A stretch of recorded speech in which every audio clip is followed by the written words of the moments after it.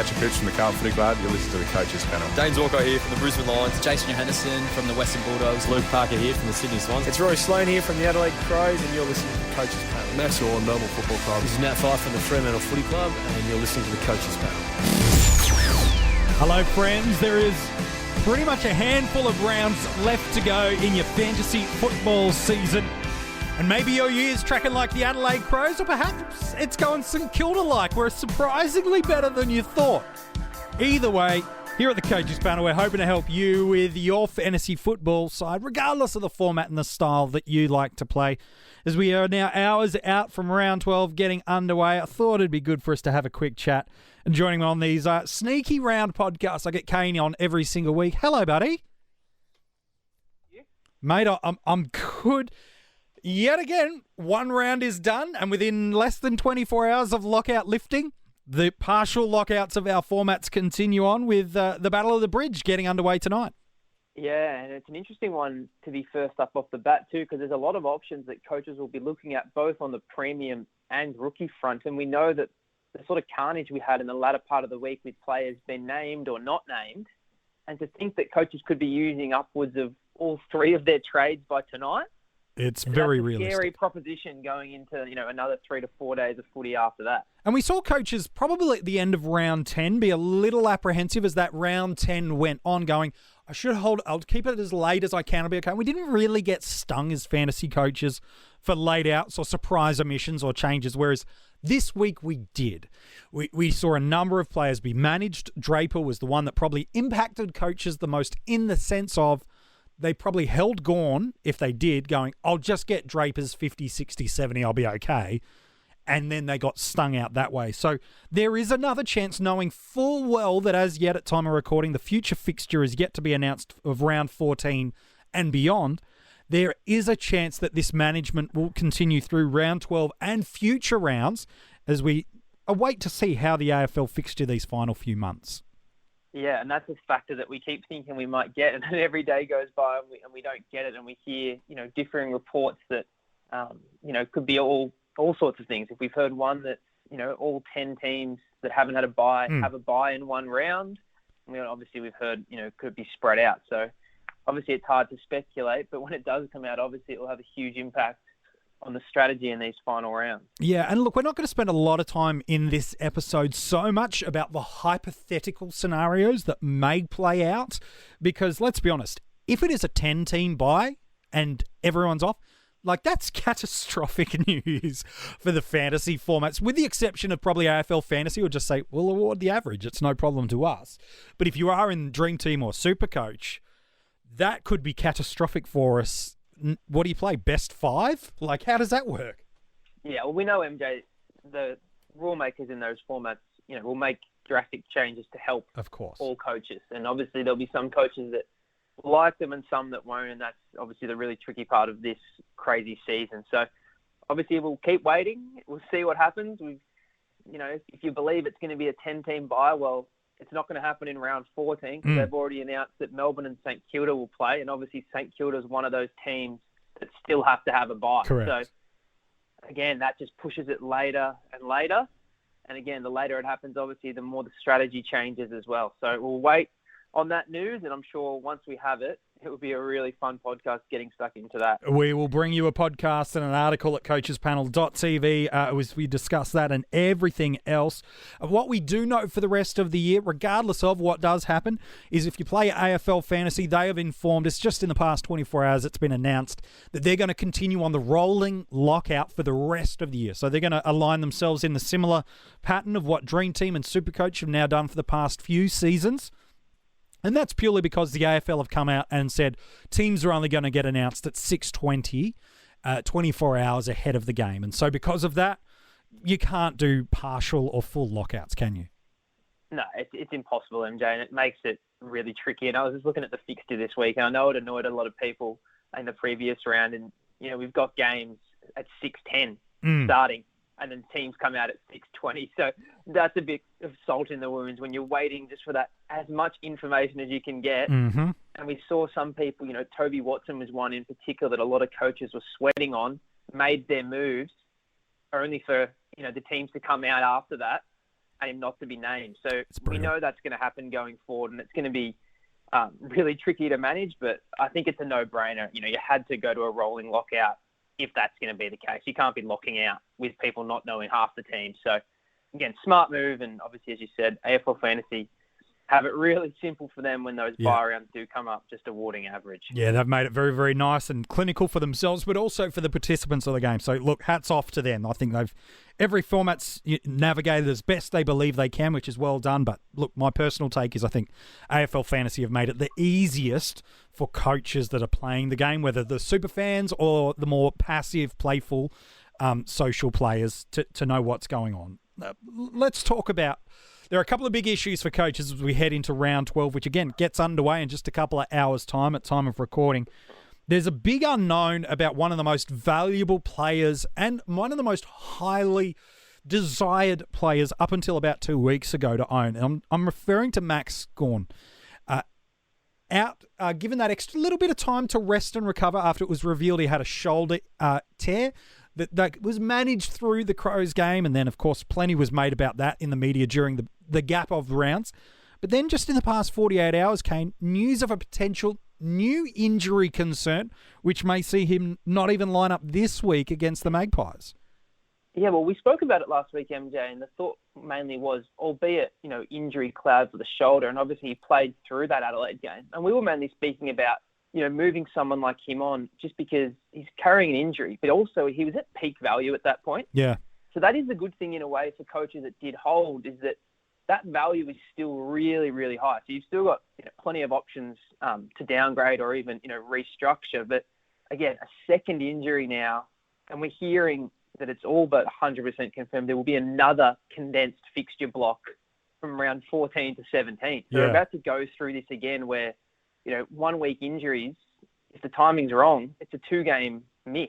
Correct. I think the really tricky part, though, MJ, that forced a lot of coaches to want to trade, one, as you mentioned earlier, we had Sam Draper that a lot of coaches thought they'd get as cover for a week. The other factor was we're in a best 18 scenario. Yeah. So if you were already on 22, as painful as it was to not have another premium body out there, for the expense of saving a trade, you could work around that. Now we're obviously coming back to all 22 on field. Correct. Obviously, AFL Fantasy its own beast because they didn't have, buy players in best 18. But SuperCoach and DT were back to 22. The other tricky part I think coaches realised the previous week was, who do you trade him to? Yeah. Because we spoke a lot about, trading players off the bye. Now, unless someone had a crystal ball and knew that Sean Darcy was going to go absolutely bang, there wasn't really anyone off the bye. I know Nick Nat's an option, but I think we've spoken enough about him being that, he's going to get those in-game rests. Yeah. And as destructive as he is, and we know he can ton up in, literally 40% game time, you can't be taking that chance, I didn't think. And the price wasn't exactly value. There wasn't huge discount on him. He was just performing really well and hitting his straps. So, coaches looked at a Goldstein. Yeah. And again, I think that matchup when we knew that Gawn was out, and especially when we saw that Bruce wasn't named, we thought maybe a matchup against Luke Jackson was going to be, a really instant hit. And again, coaches that brought him in, and I was one of them who was watching him closely. When I saw him lining up on the wing, oh my gosh, I thought to myself, okay, there's clearly some management in game for him as well. Brodie Grundy, wasn't his usual destructive self, albeit, solid against the Crows. Yeah. Rowan Marshall, for those coaches that really waited really late and saw that, oh my God, Paddy Ryder's out. We know how well Rowan Marshall does as a sole ruck. Again, he was solid without being sensational. Yeah. Riley O'Brien. And these latter guys we've mentioned still have a bye to come. So again, you're trading ideally probably into a future problem. Correct. I think the coaches that really were happy with their move, albeit it was a risk that we did speak about, was the Peter Laddams and the Oscar McInerney. The break even was low. Yep. Oscar McInerney at least has a 4 to 5 week run still without Archie Smith and Steph Martin sidelined. Laddams had Lysette coming in. So people that brought him in, again, hats off to you. He was unbelievable against the Tigers. Brilliant. But again, I don't think these coaches are thinking that's a long-term solution. I think they're hoping for a stepping stone for a couple of weeks, good points, good cash, and then ideally I think they want to bring Gawn back in 2 or 3 weeks when he's fit again. But if these injuries keep lingering, you might just have to hold on to them. And that becomes the interesting thing is, do these become players you want to keep and hold and retain in your side for the rest of the year? You even saw Darcy Cameron pick up a SuperCoach ton this year as it really kick-started his cash generation again. So even if you are a current Max Gawn owner and he doesn't get named this week, there's nothing really screaming pick me as a, great, it's a like-for-like swap in terms of I'm going to hold this player for the rest of the year now. And again, the key has to be, with that 100, 200 odd thousand that you're downgrading or saving on this premium trade, what are you then doing with that cash that week in the trade to make it worthwhile for points on field? Yeah, that's the tricky thing, MJ. If you get tempted and want to trade Gawn out and swing a Cameron into the ruck line, there's no guarantees. And now we're back to best 22, like I said. Yeah. Like, that was a phenomenal score against the Crows. But as we know, that's a terrific matchup for a big fella up forward. Again, that could easily be a 30 the next week. Against Melbourne, yeah. And I think that's what coaches were scared of with a Draper, is there was reports, especially in that condensed fixture, that he would get rested. So if your ruck line's exposed with a Grundy, a Draper, and a Cameron, it's very easy to have Cameron and Draper out in the week. 1 week. Yeah. And then all of a sudden you're looking at a donut. So I think that was really scary, and that's what's, attracted the McInerney's and the Laddams, is you've got that ruck forward flexibility that maybe if something goes wrong, you could swing them around. That's the really tricky part, though, is that it's hard to actually pull off that swing. Maybe you need a non-playing ruckman as well, which is exposing you again. So that's why we always say the ruck line, if things start going wrong, you can burn 4 to 5 trades really in quick. 2 weeks. Really because quick. You're so opened up. We know in every other line, back line and forward, you've got 2 on the bench to cover. Midfield, you've got 3. In the ruck line, you've got 1. And there's not many options. And it can be a real roller coaster. So that's where I feel like coaches, maybe they'd feel comfortable, MJ, if it's a Grundy Cameron. But the risk with that is, if Grundy's out, it's great that Cameron comes in, but you're going to have to rely on both of them playing. So Correct. That's why I feel like we had to go to, just the smart play was to go to a proven ruckman, go to a Marshall, go to a Goldstein. Even though the points were a bit underwhelming, you're really saving yourself just carnage down the track. You don't want to be having to deal with that donut every week if, Draper doesn't get up or Cameron doesn't get up. And, if someone has the flexibility of a McInerney or a Laddams to swing into that position for Gawn, fine. I think that's the ideal spot, because now you've got pretty much every line in the whole ground opened up to pick from. But I wouldn't have any real confidence picking a ruckman. Again, I thought Goldstein was sensational, but clearly North have some management. They want to give, Majak Daw some time in the ruck. Yeah. They want to experiment. I would think if you've got a lot of people's All-Australian ruckman playing, I'd want to give my midfield the best supply, but, there's rumours that he's sore as well. And I think that's the hardest thing that we're dealing with across all lines is in-game management, getting people through each week. Obviously as fantasy coaches, we want them to score massive, but these coaches want to make sure that they have that player available next week. And I think that's what's, clouding a lot of people's decision-making in trade targets. Yeah, it's fascinating. And then you start to break down the other issues that are going to develop for coaches, which we alluded at the top of the episode, is that this first game is really crucial for a lot of coaches. And we'll talk about some upgrade targets, whether they're at their peak price or still presenting some value soon. But certainly from a cash cow perspective, Wicks has retained his role. He's got a relatively good break even and still got plenty of cash for him to make. So he's going to hold his spot through there. Foot has been named as a debutant, as has Hutchie, both mid-forward options from the Swans and the Giants. O'Halloran has kept his role in that GWS midfield, albeit potentially for only a couple of weeks. So we've got a couple of these cash cows that coaches could be looking to, but as you've said, we could find ourselves 1 or 2 of our 3 trades, if not all of them, intrinsically linked to the moves that happened today, because there are also some big premium options in the back line to consider. Yeah, I think this is where you've got to look at your team and think, again, we didn't bank on a Jack Viney being named out with concussion last week. So you'd really want to be feeling confident in your bench. And that is the one good thing about trading these guys in, is they're going to be playing for you. We know that you can wait right until the bounce, what will they score? Again, I don't know. It's probably not going to be, much more than if you get much more than a 40 in DT and much more than a 55 in SuperCoach, you've probably done well. Yeah, I agree.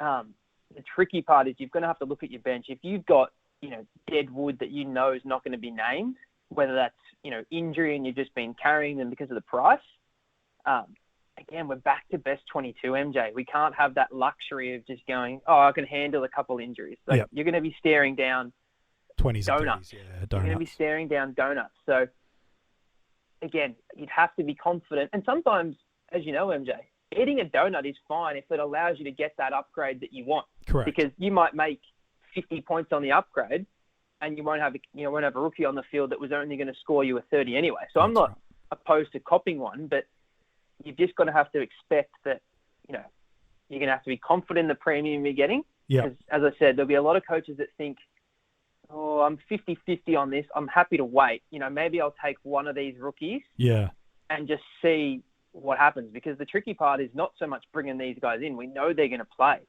It's how are you deciding what rookie you're trading out. Yeah, if you're moving on a Butterick, he's in that side every week. Yeah. Or are you moving on a Bennell? But is Bennell going to come back? So that's the stuff that I think gets really tricky for coaches, because the only teams we're going to know by the time the bounce of this ball happens is Geelong and Port. Yeah. Port's already named up, their players. So if you were interested in a Boyd Woodcock, he's staying in the team. Sam Mazer's back. Sam Mazer's back for those people. But again, Geelong, you might know, maybe you held Simpson. Yep. Simpson might be back. Yep. Bradley Close is obviously one that will be important for a lot of coaches, because at least he can provide some cover. Yep. But yeah, you're going to have to be really confident that, this player's going. I'm just going to have to wear it if, they're named, or if someone else is out and I might, have a donut. But again, we know it's the premiums that are out that really, really sting. And that's where you want, that extra trade up your sleeve. Yeah, so, that's true. You're going to have a lot of confidence in the player you're bringing in tonight. And again, there are some really tempting ones. Yeah, we'll get to them in a sec. Just staying with the cash cows for just a moment longer. Who are the ones that are either on the bubble or still have some, value enough for us to consider that you think have got enough security that we can have some confidence for 2 or 3 weeks? I bring that up because some coaches have a Kavara, a McInerney, maybe a Keane, Butler, these cash cows that they've not played for weeks. And there's no real immediate sign that they're going to get back in. Now, yes, a few years ago, Dunkley did this for us, where it played a couple of games, did nothing for 5 or 6 weeks, came back in and saved our bacon. Awesome. But who are the guys? Because for me, I'm looking in the back line. I think Scholl's shown enough for the Crows to suggest that they've just got to give as many kids an opportunity at games. And now with Duday and Lynch out for the majority of the year, or in Duday's case, the whole year, I think confident in him. I'm confident in Bytel from the Saints, just with so many midfield injuries. Gresham is another that's just happened this week. They'll get Jones and Ross back. They will. Apparently, MJ. So again, Gresham out. Again, the thing for Bytel was he got the midfield opportunity in the centre bounces almost once he came on the ground, and he did score really well. And we know at a junior level, mainly his 17th year, he was an absolute fantasy beast. It's just been injury that's kept him out, but clearly the Saints have been patient with him and got him in really good condition, because he debuted in fantastic fashion. And again, fresh legs is important. We know, if Ross is off calf, Jones out, will they play every single week? Maybe he's a guy that can, sort of like what a Sam Simpson did, and, hang in for 5 weeks himself just because he has those fresh legs. So maybe that's what, Bytel will get. He'll get that opportunity where he can be the one that hangs in. And I agree. He's got the scoring potential, and I was impressed just with the role. It wasn't, a forward pocket that just everything fell his way. He was given that opportunity in the midfield. Again, you're waiting till Sunday Arvo. It's a long time. Saturday night actually, to get those teams. Yeah. Again, I'd be confident he's in, but it's more the other guys I want to see. Is Jones back? Is Ross back? How that all works. Woodcock's the other one we know will play, though. He looks like he's found a good spot in there, but I don't know, much beyond that. Is there anyone that's sub 250K across formats that you go, I feel confident enough that if I have to rely on them as coverage and or to generate the cash that's required, anyone else that's ringing any bells for you? MJ, honestly, there's not really anyone that I'd have a ton of confidence in. Yeah. And I think back to last week, and you think about Toby Watson was one that people liked. People thought Lockie Hosey and Will Walker with, Ben Brown out of that side. And again, North Melbourne has just been absolutely smashed by injuries. Yeah. They lost 5 players in the Melbourne game. Some severe, like a Bonner and an Anderson. Some with, heavy corks, which might not sound like a lot, but when you're dealing with, 3 or 4 less than a 5-day break, they probably will get an opportunity again, but for how long and what's the scoring potential? O'Halloran held his spot for the Giants, but again, do I think he's going to be a guy long-term when the likes of Toby Green are back in that side? Even Sydney, MJ, we thought McInerney was a good scorer and a solid player when he was on the field, and he hasn't even got a look in.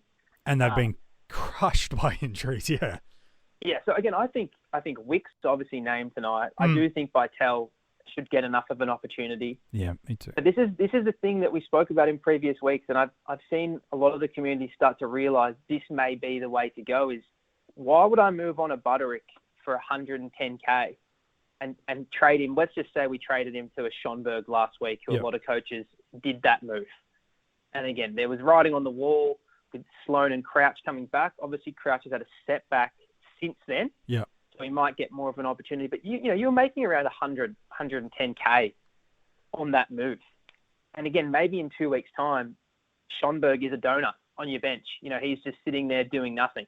And that's where I think people started looking at the Gorn down move as really, really enticing him, because you were making more off that to go to a Goldstein than one of those rookies. At least you knew with Butterick, albeit it might be 30s, at least he's there all year and he has that DPP to help you out. So I think what we'll start seeing, especially players that haven't had their bye yet, that's where the real peak is, moving them on to someone that you think might be about to get on a hot streak. And again, I think this is a strategy more for the coaches that, aren't happy with their rank and really think, I'd rather go all out for a good rank, and I don't care if I blow out from, 6,000 to 20,000. I'm just going to swing for the fences. And, Dustin Martin's one for me in SuperCoach. That massive 180 score's about to roll out. He's $571,000 at the moment. Yeah. You take 100K off that, MJ. And again, this is another player that's on the buy, but just for sake of argument, Travis Boak in the midfield is literally 100K less than Dustin Martin at this stage. If you really wanted to be risky, take a swing, and you love the Oscar McInerney role, you're making 140 to Oscar McInerney, and he might provide that ruck cover that you need as well. This is where I think coaches, you're moving off a guy that's got really high ownership, who's got a buy to come, albeit we don't know how those buys will be managed and the extra trades we'll get. But this is where I think people will start realising, I don't want to compromise my rookies on the bench who actually will play each week. Yeah. They just haven't made enough cash. And maybe this is where I can differentiate myself and really take a massive swing. Yeah, I think so. Well, you talk about these guys that are coming off the bye, that are ripe for the picking and ready to go. There's an article up that I've done at coachespanel.tv about some players that you could look at across every single line and format that are ripe for the picking. One that jumps straight out. It's high risk, high reward. The risk is he just gets injured so much, but the reward is he's huge. I'm talking about Zach Williams. In the final 11 games of last year, he averaged 103 in fantasy and dream team, including 3 tons over 120, while in SuperCoach he averaged 107 and 8 tons, including a seasonal best 143. Right now he's got an average of 62 in fantasy, 86 in SuperCoach, priced nicely and a couple of tons back-to-back in SuperCoach. Have us excited about the potential, but there is definite risk of trading in these high-frequency injured players. So it's a big risk-reward move. Yeah, I think for me, MJ, it has to be SuperCoach with William. Agree. It has to be SuperCoach. I think in DT, he can. Obviously, he can. He scored really well last year, averaging low 90s. But in SuperCoach, and especially in this format, the game against Essendon is what really stands out to me from a SuperCoach perspective. He doubled his DT, 49 DT, 105 SuperCoach. And he's just so destructive. And what I mean by that is score involvements, run and carry meters gained. and he's a really damaging kick.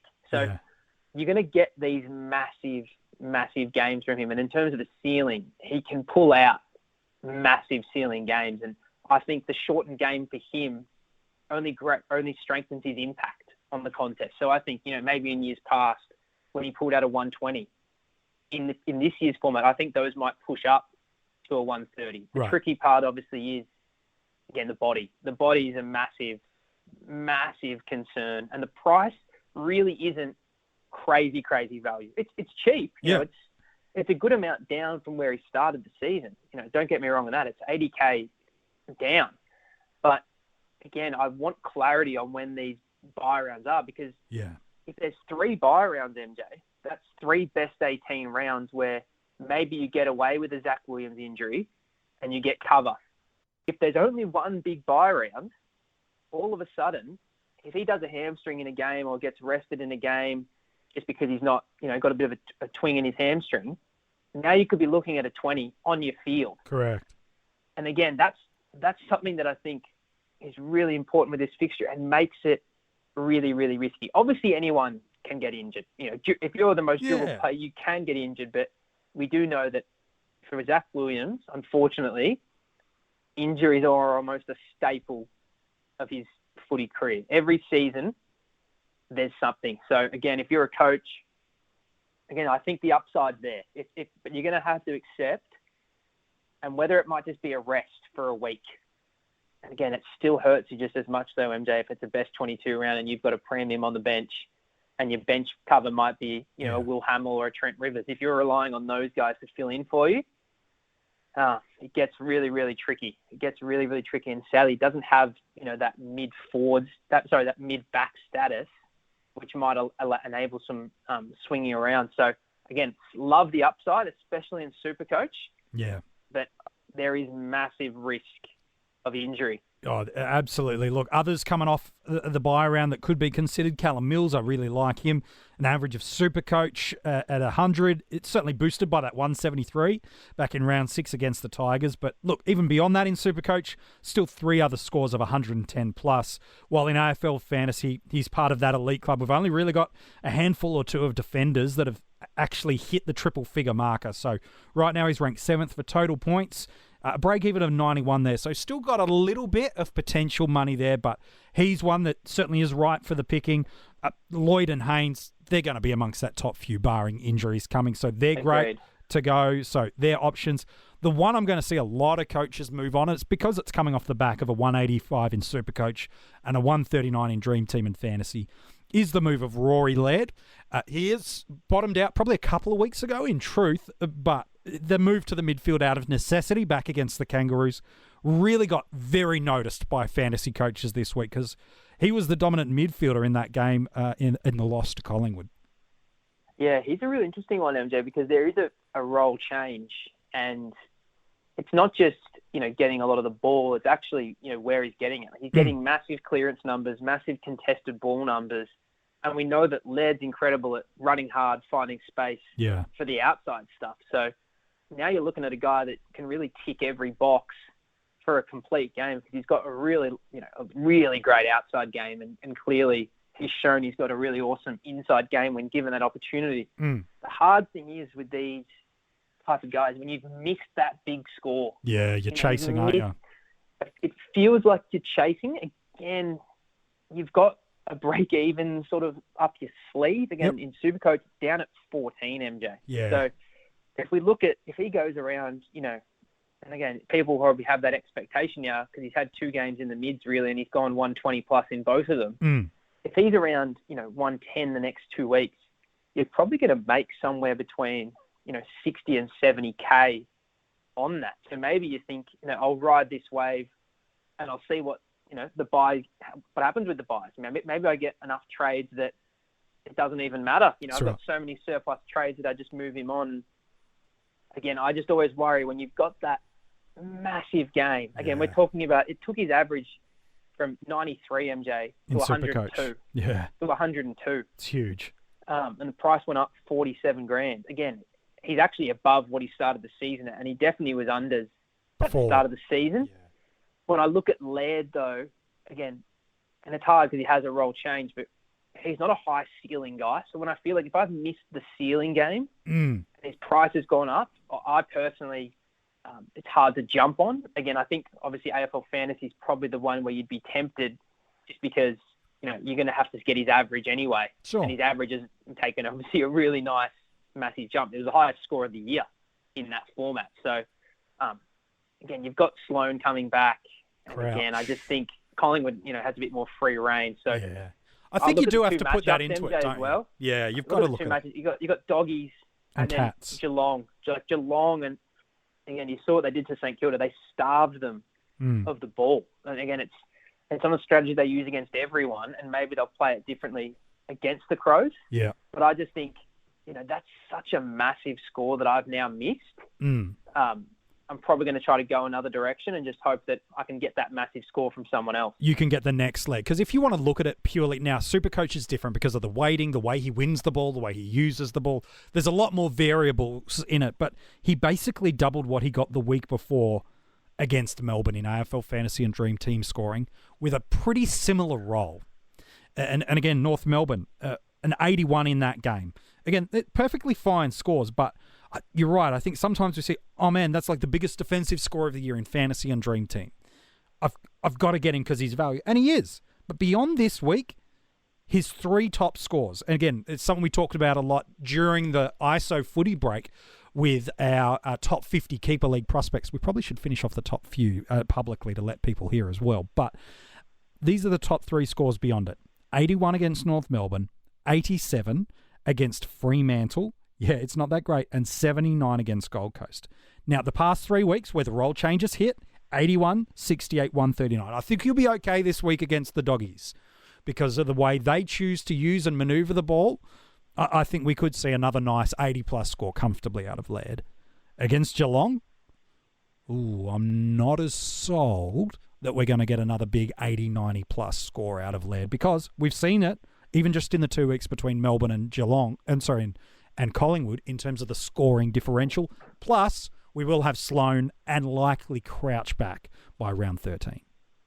Yeah, I think it comes down to the philosophy of the coach, MJ. Some people, they just don't want to get hit if Sloan does have this... if Laird has this transformation to an absolute superstar and, maybe he finishes the season averaging 120. Yeah, clearly if he did that in SuperCoach and if he got up to, 95, 100 in DT... Well, that is value. Yep. That is massive value. But again, that is really hard to do coming into, 2 pretty hard matchups, especially the Geelong one. Like I said, they just starve people of the footy. Personally, I'm the type of person that I'd rather go somewhere else. Maybe if you're in the top handful and you'd use it as a defensive move. Yeah, I don't mind that. But again, you've still got this buy hanging over your head, however it works. Yeah. So I think there's other avenues you can go down that also have that upside. Again, I think a player last year, MJ, that a lot of coaches were sucked into because of this massive ceiling was Cornelio. Yeah. Really, outside of that 200 game he had, he was just sort of a 100 guy. Yeah. That's and obviously I'm taking out that 0 that he had as well, but that's the hard thing when you miss these sort of career high games. If you miss a career high game, it balances out across the season. And again, maybe Laird will prove me wrong. He'll just absolutely thrive in this midfield role because he's a great player. He's an absolute fantastic player, and he's averaged 108 in DT in the past. So that's incredible for a defender, and maybe he will. But I just think at the price you're paying, and obviously the buzz around him, he's the hype right trade now. I'd be looking elsewhere. Yeah, no, look, understand it. Matthew Nicks, for what it's worth in the press conference after the game, did say that he's loving what he's seeing from Laird in that midfield role and that he's earned his right in there. And so even with a Sloan and Crouch not too far away from coming back in, there's a very real potential that Laird's going to still get a lot of time through there. Let's be honest, the Crows have got 5 or 6 weeks left to go in the year. They've got nothing to lose, but experiment and trial and sell some hope to fans and see what they can learn into 2021 and beyond. And who knows, maybe we're going to see Laird as a perma mid moving forward, or maybe they're just like, oh, you know what, actually we want to bring him back in, we think we're happy with another mix. So it's a little bit of a fragile potential role change. But look, while it's there, enjoy it, owners, while you're there. Let's talk about that midfield, some candidates to come through. You mentioned Cornelio. He, along with another bunch of GWS players, are going to be really popular to own. Coming off the bye for a variety of different reasons in Double T, Tim Taranto and Josh Kelly. If someone said to me, Kane, I was bringing any of those three players in, you'd be hard-pressed to go, nah, I don't think that's the right play. Taranto's probably more a dream team or a fantasy player specialist at this stage of his career. But any of those three, if someone said, this is my trade target for the week as a premium, they've all still got an element of value in their price. Yeah, absolutely they do. Again, I totally agree with Taranto MJ, and you can just see by scoring last year and even the way he goes this year, he's pretty much exactly the same. He's a 110 DT type of guy. Yeah. And he's a low 100 SuperCoach kind of guy, which, again, you've seen the guys that have that really friendly, superior SuperCoach game to DT, it's only scaling up even more. Lockie, Neal, McRae, these guys that are usually around 10 to 15 points more, they're just loving it. So I couldn't go Taranto in SuperCoach. Yeah, me too. The price is still at a really good price. He pretty much came back into the side and picked up where he left off. So you haven't really got any value there. Again, Cornelio's always a threat because of the ceiling. If you hit the ceiling game, you hit that 170 that he often produces or around that mark, it's great. It's absolutely amazing. But again, just haven't, at the price, again, it's a fair bite off. And, I don't know if you're going to get the massive rewards that you think you're going to get with him. I think Whitfield, obviously, if you need someone in the flexibility, obviously he's a forward, but he looks like he's back to... he's flying now, isn't he? The ball use is just tidied up nicely. It is sublime, isn't it? It's beautiful. Yeah, and he's score involvement type of player. Like we said with Williams, he sets up so much, and he's back to his roaming sort of role where he starts on the forward line for the centre bounce, and all of a sudden he's on the halfback flank, and he just outworks everyone and breaks down the opposition zone, and he doesn't get any tagging attention for that reason. That's right. Well, look, he's got a 5-week average of 121 in SuperCoach and 95 in Fantasy and Dream Team. It's why I had him at the number one, most relevant in the preseason. It's why everyone that jumped on him at the start of the year is what you were expecting. It is pretty much this week, or you've just got to let him go now, isn't it? Oh, MJ, he's huge. He's just prices through the roof, and again, if you're in the top few, maybe you use it as a defensive move. You don't want to get burnt. But as I said, it's getting hard to move rank in a big type of way. So the coaches that will move big rank, in my opinion, will take big risks.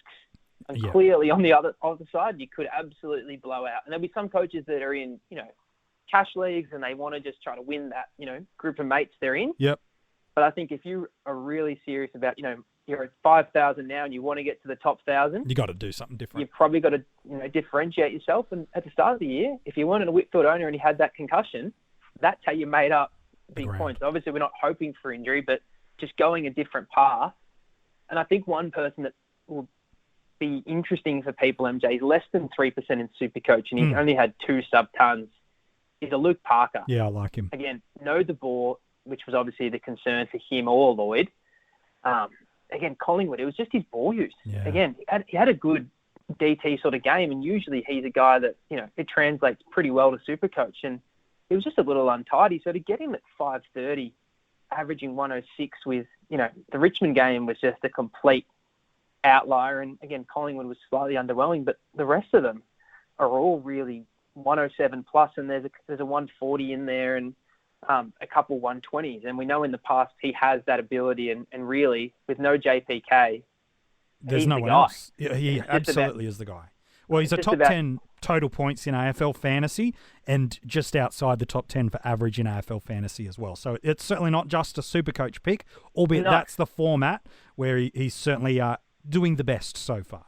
Yeah, again, he's a very durable guy. Again, some people may say that, with Sydney going so poorly by their standards, do they put him on ice at the end of the season if there's a knock? That's always a really, really hard thing to say. But I think Luke Parker's the type of guy that You can rely on him to be out there every week. Agree. And there is that ability to pop off a 150 and really, peg back. Yeah, I agree. Look, other mids that are potential viable options, they were targets last week, but Cripps, Kelly, Yo, and Gaff, none of them were really incredibly crazy, amazing last week, depending on your format, but all gave us glimpses in that game against each other to show that, Gaff junked it up late. Cripps, if he actually tidied up some of his disposal, he could have had a monster SuperCoach score and was really well held, while, Yo just didn't get much of the ball playing that defensive effort. So they're still viable targets for you. Then you've got the Essendon pair that are buy free. Dylan Shields probably got the ceiling that you like in SuperCoach. The basement's a bit of a concern. Merritt's finding a little bit of consistency across both formats at the moment. Certainly not opposed to him. Again, as a unique guy that can go big, he could be the option for you too. Yeah, I think the one MJ, though, for me that stands out, and again, it's probably just slightly more SuperCoach relevant just on his background. And again, it's got a little bit of Zach Williams about it, is Nat Fyfe. Yeah. If you know that you're going to get 7 games out of 5. Yeah, well, that's the thing, isn't it? And that's the massive risk. That's the huge risk. But we're talking, Nat Fyfe's as cheap as he's going to be in that format this year. He's $5.75. It's crazy. Two games back after he had his injury, and then obviously had his return from injury, then a little bit of a setback after that. So really, you've got a 71 and an 84, which were 2 injury-affected games. Both of them about to roll out. He's returned with a 112, a 130 against the Hawks, and he's got Carlton and Sydney. Another thing for Freo as well is they're genuinely still in the mix to make finals. The way they're playing footy at the moment, there's a lot to play for. Again, he's playing a fair bit forward, a little bit more than coaches may like. But if you want a guy that can go 130 plus for the remaining 6 rounds and maybe even a little bit on top of that, knowing what he's like, he's the type of guy that, it's at a good price. It is still expensive, but he is a guy that in the span of 3 weeks can roll out 3 150 plus scores, and maybe by then you're in a position where you want to be. Again, huge risk again with injury. Absolutely. But, some people will say, oh, we've already had his injury for the year. Maybe that's in the rearview mirror. And I think, that's just going to be how much do you want Fyfe. If you really want him, you're going to say he's already had his injury. Yeah. And he's going to come home like a steam train. But the other thing that helps you, MJ, is that Freo game plan. That Freo game plan now is so fantasy friendly. All of them are getting involved. And I think that's a guy that he jumps out to me in defence. He was sensational on the weekend, is Adam Chera. Yeah, I like him. Again, if you don't want to go the Zach Williams path because you're concerned about the injury, you can save yourself 20-odd grand and go to Adam Chera. At 130, he's got 2 134s to his name in SuperCoach this season, one against the Crows, one against the Hawks. And he's also got 113 against the Cats. At 448K, Carlton and Sydney, some of the easier teams to score against. Maybe he's your alternate to Zach Williams if you want to go against him, just because I think he's got the ceiling, massive junior numbers, and clearly that Freo game style has pivoted, to something that's friendly. The hard thing will be apparently they're going to end their season up in Cairns. Yeah. I don't know if Cairns is the place I want to be doing really heavy possessive football like we saw them do footy against the Hawks, where everyone got a touch. But maybe that's something that swings it back in Fyfe's favour. But yeah, it's super tricky, MJ, with these upgrades, with all these in-game management still really, really hanging over our head. Yeah, it is. Look, we've talked a bit about the rucks that you could potentially look at. The forwards, we've already alluded to the fact that Lachie Whitfield is the prime big scoring option. You are paying a little bit extra for him than what you might normally in other players that we look at, but if you're a non-owner, it's hurting. Similar for if you're a non-owner of Petrarca, it's just at that point where it's starting to hurt you week on, week out, week on, week out. If you're looking for some maybe they're all better SuperCoach picks, these suggestions, but Papley, if you want to go real unique, 4 tons, 3 scores, 79 or above at 423. It's got a break even of 150 in SuperCoach, so probably could wait. I wouldn't do it in Dream Team or AFL Fantasy. I just wouldn't do it. But maybe there's something there if you think it could be it. Jai Simpkin showed a little bit in that game, but then was quiet last weekend too. So that score in the mid-70s means he's still value across the formats. The one I really like in SuperCoach, if you want that unique and you want that guy that could have a ceiling that pops, it's Oscar Allen. Priced under 600K, obviously. But since round 5, he's gone 117, 110, 69, 152, 70, and 72. And less than 1,000 coaches own him. So if you want a guy that can go big 150s, he's not the value pick of others like a Simpkin. But if you want that high risk, high reward, high no one has him, then I like Allen. Again, SuperCoach only, but I like him. Yeah, the one I think as well, MJ, not by free, but we start thinking, when we do our pre-season research, we always look at, how did a player finish the season? Was there a different role that might carry over? And again, a guy that was a phenomenal junior scorer, right up there with the best in his draft class, was Luke Davies-Uniacke. Yeah. If you heard Reece Shaw's press conference, he's clearly going to shake things up, and he spoke, about getting Luke on the field, finally healthy after a lot of injury troubles. And again, we've said it, and that's why these guys are undervalued a lot of the time, because there is massive injury risk. But you're talking about a guy that the last 2 weeks in DT that he's played, 78, 71. It's good. So we're talking about, that's a mid-90s average over the last 2 weeks. Yeah. Again, SuperCoach, 79 and 97. Again, 2 games were against Adelaide and Melbourne, so not, your peak competition. Yep. He's about to run into Brisbane and Collingwood. Yeah. But you think about the upside, and he's getting that midfield exposure now. He was 3rd, I believe, for the club last week in the centre bounces. Now, the tricky part is, was that because Jed Anderson went off the field with an eye injury? Yeah. How much does that weigh in? But if we think they're going to miss, and he's a guy that, he's a pick 4, MJ. He's a talented player. He's a seriously high pick, and he has that ability, contested ball, to have some big games, I think. So we're talking about a guy that's really, really, really cheap. We're talking 300s in SuperCoach. Like, it's risky, but it's also a guy that I think, he can average 95 over a 6-game stretch to end the season at mid-300s. If that allows you to fix something else up elsewhere, maybe that's the type of guy that you can ride. The other one, I think, from Sydney is James Rowbottom. Again, he's getting all the midfield minutes he can desire at the moment. 400K in SuperCoach. And again, really contested game. It's just the swings on his ball use. If he puts it together in a game, he can definitely crack the ton. But unfortunately, other times it goes the other way, and there's a few really unfortunate clangers that send him the other direction. But the last 2 weeks, he's reeled off back-to-back 90s. Yeah. GWS is not a great matchup to walk into. But again, if you're one of the premier on-ballers in your side, there's always an opportunity for big points. Yeah. There's plenty happening through there. Also at coachespanel.tv, our friends over at Lane Kicking, Louis and Check, is some absolute ripping lads too, by the way. They've dropped an AFL fantasy article for you to go and check out. Couple of hidden gems that they've listed for you. In AFL fantasy, Luke Davies-Uniacke is one of those. Luke McDonald, he has been in fine form. He's in less than 1% of teams. Sam Menegola, again, you're paying almost at a peak price now for him, but he's still been incredibly good in his scoring and is a great, unique option. Alex Witherden is having a really nice season over the past couple of weeks. Matt Crouch, relatively consistent, albeit without the ceiling.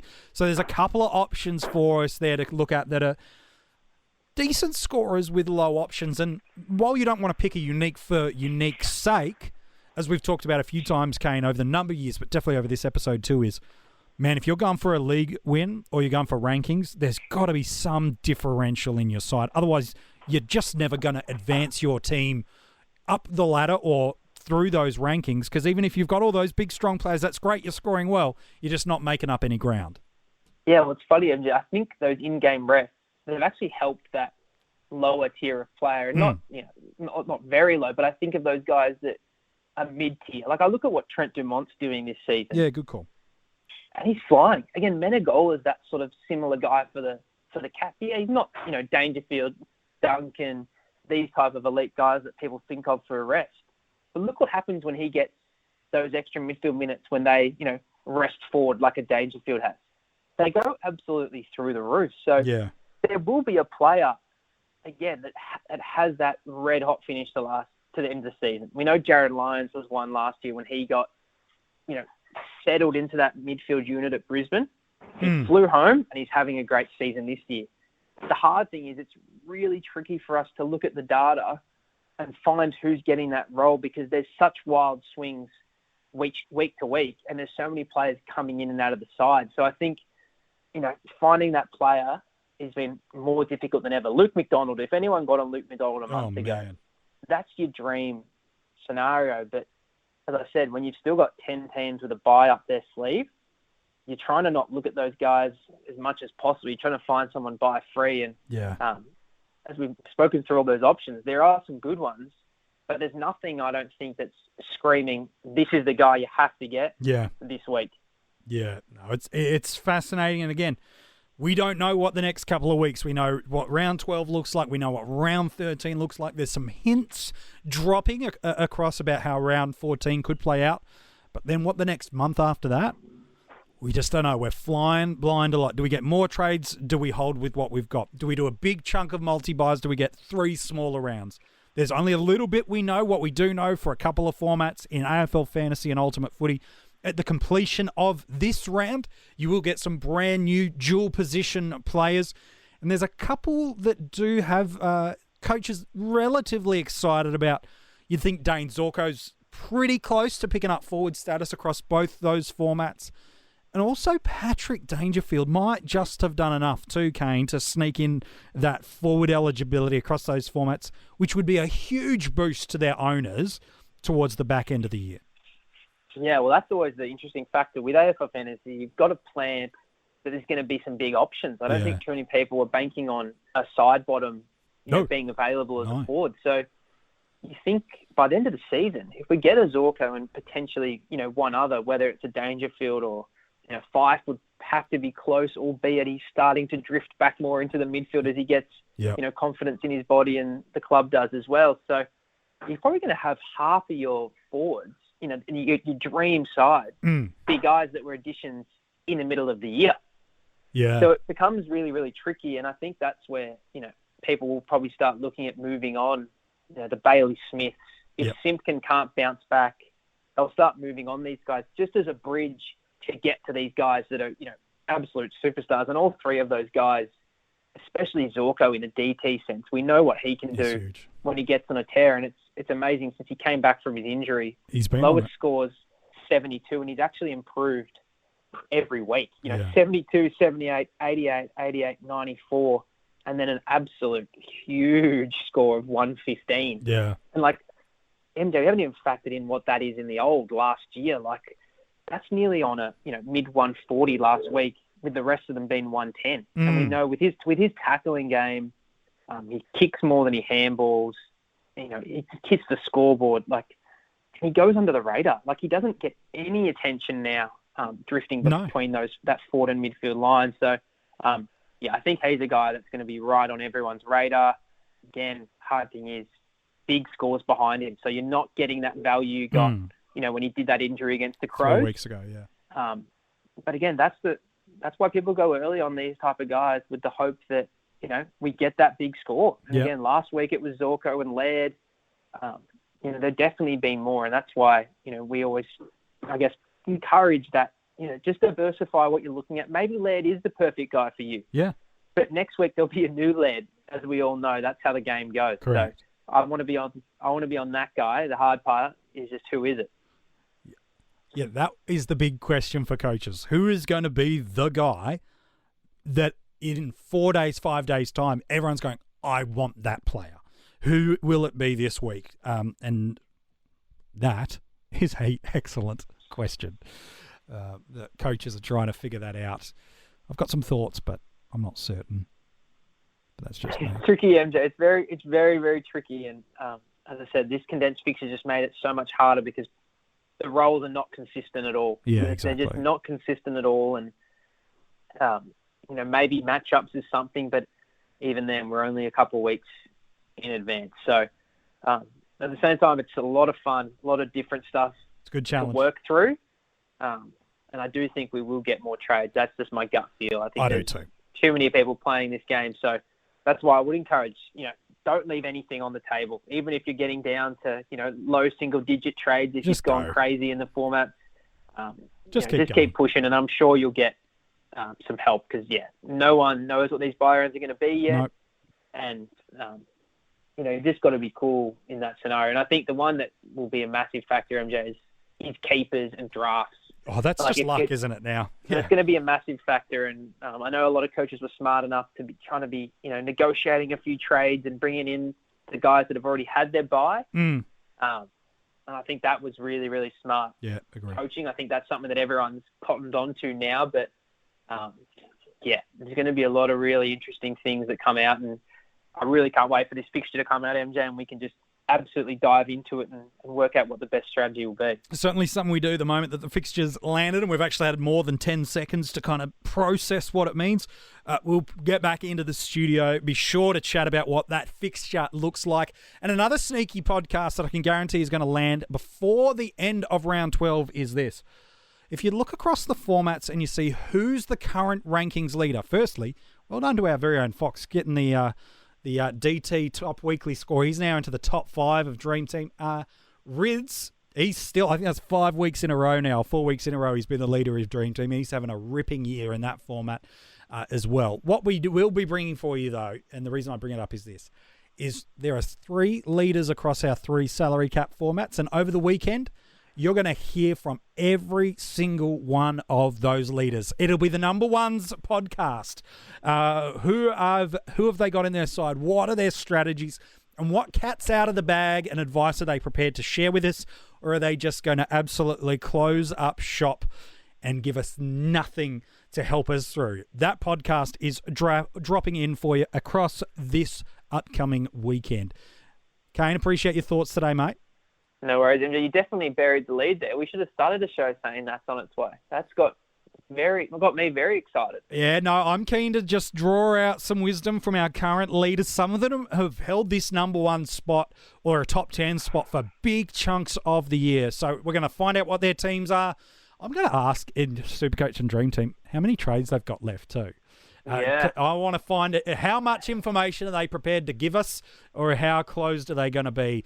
Plenty of great learnings and insights from the top coach at the moment across Dream Team, SuperCoach, and AFL Fantasy. You're going to get that podcast exclusive to the coaches panel. Good luck this week. I hope everything goes your way. I hope the rookies you need to play, they play, and they absolutely dominate. I hope your premiums fire. And let's be honest, if you're a Neil or a McRae owner, that's the VC&C option that you're rolling through this week. Don't overcomplicate it, my friend. Just make it real simple and easy for yourself. Good luck in round 12. We'll chat to you soon.